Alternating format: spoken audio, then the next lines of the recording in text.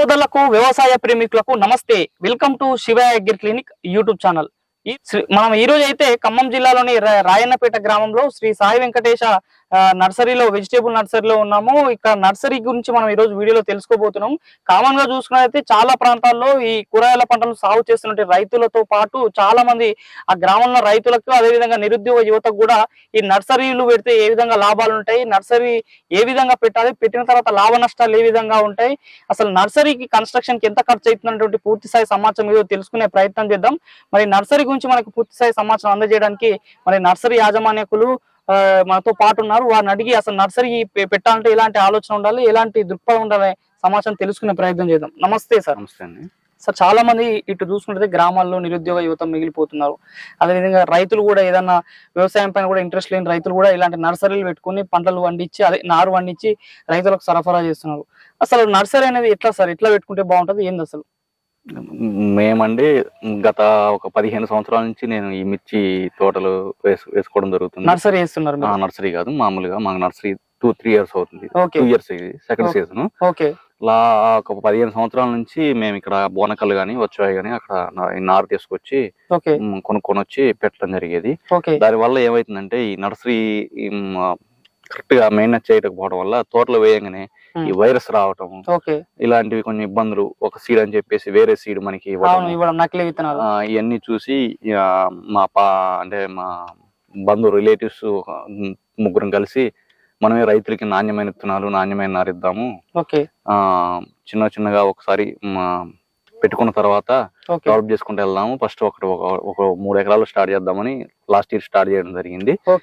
అదే విధంగా మేము లాస్ట్ ఇయర్ సప్లై చేయడం జరిగింది. మా దగ్గర నర్సరీ తీసుకెళ్లిన వాళ్ళు విలేజ్ లో మొత్తం లాస్ట్ ఇయర్ 2-3 తీసుకెళ్తే ఈ సంవత్సరం ఆ విలేజ్ నుంచి 10 మంది 15 మంది అలా పెంచుకోవడం జరిగింది. లాస్ట్ ఇయర్ ఒక స్టెప్ అమ్మటమే గగనం అయిపోయింది. ఈ సంవత్సరం ఫస్ట్ స్టెప్ అయిపోయింది, మళ్ళీ 2వ స్టెప్ సగం అయిపోయింది, ఇది మిగిలిపోయింది. ఇది కూడా ఇప్పుడు ఈ 3-4 days లో కంప్లీట్ అయిపోతుంది. మన చుట్టుపక్కల ఎన్ని నర్సరీలు ఉంటాయి సార్? ఇప్పుడు మనం చెప్తున్నా బోనకల్లు గానీ వచ్చాయి గానీ ఒక 7-8 నర్సరీలు ఉన్నాయండి మా మండలంలో. 7-8 నర్సరీల్లో కూడా ఇక్కడికి వచ్చి నర్సరీ చూసిన వాళ్ళు మీ ఎవరైనా కదా సరే, మీ నర్సరీ ఉన్నట్టు ఎక్కడ మేము చూడండి, ఇంత మెయినెస్ కానీ, ఇంత గుడ్ మెయినెస్ కానీ, ఇంత సీడ్ ఎంపిక కానీ. 3 ఎకరాల్లో 3 ఎకరాల్లో మొత్తం ఈ నర్సరీ అనేది ప్లాంటేషన్ చేయడానికి. అంటే ఒక ఎకరాకి నర్సరీ కన్స్ట్రక్షన్ కింద ఖర్చు అవుతుంది సార్? మామూలుగా సీడ్ ఈ కోకోపీట్ కాకుండా ఈ కన్స్ట్రక్షన్ కి వచ్చేసి ఒక ఎకరానికి వచ్చేసి 20 లక్షలు అవుతుంది. 20 లక్షలు అవుతుంది ఫస్ట్ ఇన్స్టాల్మెంట్. పైపులు గానీ, నెట్ గానీ, డ్రిప్ గానీ, బెడ్లు గానీ. మనకు వ్యాలిడిటీ ఎన్ని సంవత్సరాలు ఉంటుంది సార్ ఇది వేయించుకున్నాక? వ్యాలిడిటీ ఒక 5 years ఉంటాయండి. నెట్ వచ్చేసి ఈ ప్రోట్రైల్ వచ్చేసి 3 years కి. ఏమేమి కావాలి సార్ అసలు ఫస్ట్ నర్సరీకి? ఏమేమి మెయిన్? ఫస్ట్ నర్సరీకి మనకి మెయిన్ ఈ ట్రేల్ కావాలండి. ప్రోట్రేస్ ఫస్ట్. అంటే షేడ్ నెట్ మనం ఇవి కాకుండా ఫస్ట్ మన నర్సరీలో బెడ్ చేసుకున్న తర్వాత కన్స్ట్రక్షన్ కన్నా ముందు బెడ్స్ ఏర్పాటు. బెడ్స్ అంటే ఎంత లెంత్ లో ఉండాలి సార్? 3 feet అండి. 3 feet వెడల్పు, పొడవు ఎంత ఉన్నా సరే మన ఇష్టం. హైట్ ఎంత ఉండాలి సార్? బెడ్ హైట్ వచ్చేసి 1 feet ఉండాలి. 1 feet ఉంటే ఏంటంటే వాటర్ బెడ్ల మీద ఎక్కువ వెళ్ళిపోద్ది, ఎటువంటి వ్యాధులు రావు. సాయిల్ ఏ సాయిల్ ఉన్నా సరిపోతుంది? బ్లాక్ సాయిల్ అంత కరెక్ట్ కాదండి, రెడ్ సాయిల్ గానీ, అంటే బురద కాకుండా వర్షం పడ్డా కూడా ఇబ్బంది లేకుండా గట్టిగా ఉండే భూములు అయితే అనుకూలం. Okay sir. మన బెడ్లు తయారు చేసుకున్న తర్వాత ఏం చేయాలి సార్? తర్వాత బెడ్లు చేసుకున్న తర్వాత మనం ఇవి ఉన్నాయి కండి sheets. Black sheets. Black sheets తర్వాత ప్రోట్రెస్ లో సీడ్ కోకోపిట్ పెట్టేసి, కోకోపిట్ సీడ్ పెట్టేసి ఒక వారం రోజులు అలా వాటర్ పెట్టేసి తర్వాత బెడ్ల మీద ఎక్కించుకోవాలి. Okay sir. అంటే విత్తనాలు మన దగ్గర ఏమేమి ఉంటాయి సార్ వెరైటీస్? విత్తనాలు మా దగ్గర వచ్చేసి సెమినిస్ 2222, మైకో యశస్ని, Armoor, BSF Armoor, red dot Sakata. Okay sir. ఇంకొకటి ఇదైతే మనం తేజ సీడ్స్ 2222 చాలా స్కేర్ సిటీ సీడ్ అంటారు కదా సార్, అది ఎట్లా సార్? మన దగ్గర నార అవైలబుల్ ఉంటుందా ఎప్పుడైనా సరే? మేము అదే అండి రాజీపడం, విత్తనాల కాడ ఏ విధమైన రాజీపడం. అది కేజీ వచ్చేసి 1 lakh అయినా తీసుకొచ్చి ఈ సంవత్సరం 10 kgs అదే పెట్టేసాం. ఎందుకంటే రైతులకి నాణ్యమైన విత్తనాలు ఇస్తేనే మన బిజినెస్. ఇది ఒక సంవత్సరంతో ఒక మంత్ తో పోయేది కాదు. బిజినెస్ పెంచుకోవాలంటే మనం ఎంత కాస్ట్ పెంచండి. ఇప్పుడు మనం పిచ్చి వేరే అంటే క్వాలిటీ తక్కువ ఉన్నారు 100 రూపాయలకి ఇచ్చినా అది కాయదు, రైతు నష్టపోతాడు. మనం క్వాలిటీ ఇప్పుడు 1,00,000 రూపాయలు తెచ్చి 2 పెట్టించి ₹1.5 2 రూపాయలున్నా రైతు తీసుకుంటాడు. ఎందుకంటే ఆయనకు కావాల్సింది పంట కావాలి. అవును. ఇంకోటి SVHNR అనేది బాగా పాపులర్ నార్ 2222. ఇది ఒకవేళ చాలా మంది గత నెల మన పంట కిందట మన జూన్ జూలై పంటలో చూసుకుంటే ఈ స్కేర్ సిటీ దొరకక, ఈ విత్తనాలు దొరకక, ఈ నారు దొరకక చాలా ప్రాంతాల్లో ఇబ్బంది పడ్డారు. మరి మీరు ఏం చేసామంటే అండి, లాస్ట్ ఇయర్ నేను వేసా 2222 మా దగ్గర నారు పెంచి లాస్ట్ ఇయర్ 2222 వేస్తే బాగుంది, నల్లికి తట్టుకొని బాగా రిజల్ట్ అనిపించింది.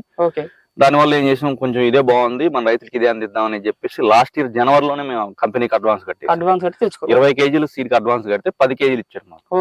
మిగతా అమౌంట్ రిటర్న్ చేశారు. కావాలంటే ఎవరికైనా రైతులకు దూర ప్రాంతాలకు కావాలంటే కూడా మీరు ఏమైనా పంపించే అవకాశం? నారు పంపిస్తామండి. నారు పంపిస్తారు. ఇప్పుడు మన దగ్గర ఆల్రెడీ ఈ సత్తెనపల్లి వెళ్తుందండి, గుంటూరు డిస్ట్రిక్ట్ దగ్గర ఒక 200 కిలోమీటర్స్ వెళ్తుంది. ఆ నారు వెళ్తుంది. ఓకే సార్, మనం పంపించినప్పుడు నారు ఎట్లా ఉంటుంది సార్? ఎన్ని రోజుల వరకు మంచిగా ఉండే అవకాశం? అంటే మనం ప్యాక్ చేస్తామండి. ప్యాక్ చేసిన తర్వాత వెళ్ళిన తర్వాత అవి ఇప్పేస్తే 2-3 డేస్ తర్వాత అయినా వేసుకోవచ్చు అండి. ఓకే సార్, మనకి ఇంకొకటి సార్, ఒక్కొక్క ట్రేలో ఎన్ని గ్రాముల విత్తనం పట్టే అవకాశం ఉంటుంది సార్ మిరప విత్తనాలు? మనకి ఒక ప్యాకెట్ 10 గ్రాములు వచ్చేసి మనకి 14 ట్రేలకు వస్తుంది. 14 ట్రేలు. ఒక ప్యాకెట్ ఖర్చు ఎంత అవుతుంది సార్ మామూలుగా? ఒక ప్యాకెట్ వచ్చేసి అంటే కంపెనీలు బట్టండి. మామూలు కంపెనీస్ 10,000 దగ్గర నుంచి ₹1,00,000 వరకు ఉంది సీడ్. 10 గ్రాముల సీడ్. 10 గ్రాముల సీడ్ 100 కేజీ సీడ్ వచ్చేసి ₹1,000 నుంచి 10,000 సీడ్. ఓకే, 10,000 కేజీ 10,000 నుంచి ₹1,00,000 సీడ్ ఉంది. ఓకే, మన దాని మంచి క్వాలిటీని బట్టి ఉంటుంది, కంపెనీస్ బట్టి క్వాలిటీని బట్టి. ఓకే సార్, ఇప్పుడు మనము ఒక 10 గ్రాముల విత్తనం తీసుకుంటే ఎన్ని ట్రేస్ వస్తాయి సార్? 14 ట్రేలు. 14 ట్రేలు నుంచి 15 ట్రేలు. మీరు ఒక ట్రే ఎంత అమ్ముతారు సార్ మామూలుగా? అంటే మొక్క వచ్చేసి మనం ఆ కంపెనీ సీడ్ ని బట్టండి. 10,000 సీడ్ అనుకోండి, 60 పైసెస్ 70 పైసెస్ ఇచ్చేయచ్చు. అదే 1,00,000 సీడ్ అనుకోండి, 1 రూపీ 20 పైసా అట్లా. ఓకే సార్, దాన్ని బట్టి కాస్ట్ ని బట్టి కంపెనీని బట్టి మన దగ్గర కూడా. ఒకవేళ ప్రాఫిట్స్ ఏ విధంగా ఉంటాయి సార్ మనకు ఒక మొక్క మీద మనం చూసుకున్నట్టయితే? ప్రాఫిట్ వచ్చేసండి, ఈ కంపెనీ బ్రాండ్ ఎక్కువ వాడితే ప్రాఫిట్ పెద్దగా ఉండదండి. ఓకే, కాకపోతే పేరు బాగుంటది, బిజినెస్ పెంచుకుంటాము, రైతులు ఆకర్షణ అవుతారు, రైతులు సంతోషంగా ఉండాలి. మనకి ఏంటంటే రైతు ఇబ్బంది కూడా. అది ఎత్తుంటది సార్ యావరేజ్ గా పెద్ద సీడ్ మనం మా నారు పెంచి మనం రైతు కమ్మడం వల్ల? మనకి ఒక ఫస్ట్ ఇయర్ మొత్తం ఒక సేల్ అయితే ఫస్ట్ ఇయర్ మనకి పెట్టుబడి వచ్చేస్తుంది. 20 లక్షలు అయితే మనం పెట్టేసాము, వచ్చేస్తుంది. అంటే ముక్క మీద ఎన్ని అంటే 10 పైసలు అట్లుంటుందా సార్? అంతే ఉంటుంది, 10 పైసలు. కంపెనీ కాస్ట్ ఎక్కువ సీడ్ అయితే తక్కువ ఉంటదండి, తక్కువ కాస్ట్ సీడ్ అయితే ఎక్కువ ఉంటుంది. Okay sir, average highest cost ఉన్నటువంటి సీడ్ ఏ సార్? మనకి వచ్చేసి హైయెస్ట్ కాస్ట్ ఉన్న సీడ్ 2222 సార్. 22 వచ్చేసి ఒక ముక్క కాస్ట్ ఎంత ఉంటుంది సార్? అది మనం 150 సార్. 150 రూపాయల. ఓకే, ఇంకొకటి మనం షేడ్ నెట్ అనేది పైన పరుచుకుంటాం కదా సార్, ఒక ఎకరాకి ఎన్ని మీటర్ల షేడ్ నెట్ పడుతుంది సార్?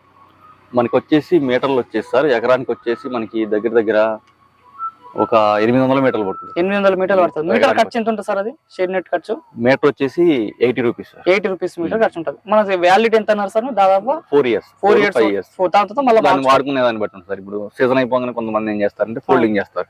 ఫోల్డింగ్ చేస్తే 10 ఇయర్స్ వరకు ఉంటుంది, ఫోల్డింగ్ చేయకుండా చేస్తే 5 ఇయర్స్ వరకు. ఓకే, దీనికి ఇరిగేషన్ ఏ విధంగా ఇస్తుంటారు సార్ మనకి ఇందులో? కొంతమంది కింద స్ప్రింక్లర్స్ సార్, స్ప్రింక్లర్స్ పైన స్ప్రింక్లర్స్ మొత్తం మనిషితో ఓకే, మనం విత్తనాలు పెడతాం కదా సార్, పోర్ట్రేస్ వల్ల పెడుతున్నప్పుడు కూలీల పైన ఆధారపడుతుంటారు. దాంట్లో ఎట్లుంటుంది సార్ ఖర్చు? ఒక రోజు కూలీకి వచ్చేసి మనకి ఒక కూలీ వచ్చేసి ఒక ట్రే పెట్టినందుకు 2 రూపీస్ తీసుకుంటారు. 2 రూపీస్ ఒక ట్రేకి 2 రూపీస్. ఒక కూలీ ఎంత పెడతారు సార్? ఎన్ని రోజులు ఒక రోజుకి? ఎన్ని 200 ట్రేల వరకు పెడతారు. 200 ట్రేలు పెడతారు. ఓకే, ఇంకా మనకి దీనికి పెంచడానికి మనకు ఇది కోకోపీట్ అనేది ఇంపార్టెంట్ కీ పాయింట్ అని చెప్పుకోవచ్చు. ఇప్పుడు కోకోపీట్ ఎట్లా పడుతుంది సార్ మామూలు ధర మనకి? కోకోపీట్ టన్ వచ్చేసి మనకి 4,000 పడుతుంది. మిక్సింగ్ కెమికల్ మిక్సింగ్ అయిన కోకోపీట్ అయితే 4,000 పడుతుంది. టన్ వచ్చేసి ఒక టన్ వచ్చేసి 4,000 రూపీస్ పడుతుంది. ఒక ట్రేలో ఎంత పడుతుంది సార్ మనకి? లేదా ఒక బస్తా ఎంత ఉంటుంది సార్? అది 20 కేజీల బ్యాగ్. 20 కేజీల బ్యాగ్ 20 ట్రేలు వస్తుంది. 20 ట్రేలు కేజీ ఒక ట్రేలో పడుతుంది అన్నట్టు. ఓకే సార్, అంటే మొత్తానికి మీరు ఓన్లీ వంకాయ అంటే మన మిరపకాయ మాత్రమే ఎక్కువ పెడతాం, మిర్చి సైడ్ ఎక్కువ పెడతాం. అది మిర్చి సీజన్ లేనప్పుడు టమాటా.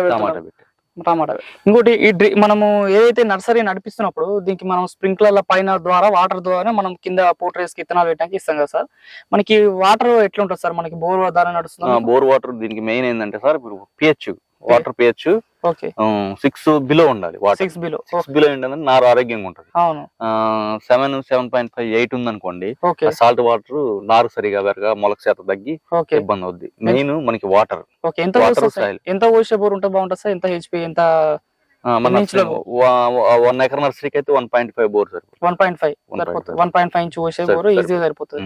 ఇంకొకటి సార్, మనకి ఈ నారు పెంచేటటువంటి క్రమంలో నర్సరీలలో వ్యాధులలో ఎట్లాంటి వ్యాధులు వస్తుంటాయి, దానికి నివారణ మెయిన్ వ్యాధులు అంటే ఈ కాండం కుళ్ళు వస్తారు మెయిన్. ఓకే. ఈ మొక్క దగ్గర ఇక్కడ కుళ్ళిపోవడం. ఓకే. మెయిన్ నర్సరీలో ఇది వస్తుంది, కాండం కుళ్ళు వచ్చేసి కొంచెం హైట్ వచ్చేసరికి మొక్క చనిపోతుంది. మొక్క పైన మంచిగానే ఉంటది, కింద చేలో వేయగానే మొక్క పడిపోవడం, రైతులు ఇబ్బంది పడడం జరిగింది. మెయిన్ అది రాకుండా చూసుకోవాలి, అది రాకుండా చూసుకుంటే సరిపోతాను. ఇంకొకటి సార్, ఈ నర్సరీ మనం నడిపించేటప్పుడు వర్షాకాలంలో అధికంగా వర్షాలు వస్తుంటాయి, మరి షేడ్ నెట్ ఏ విధంగా పనిచేస్తుంది? పైన మనకి వర్షాలు పడుతున్నప్పుడు మొక్కలు ఏ విధంగా కాపాడుతుంది?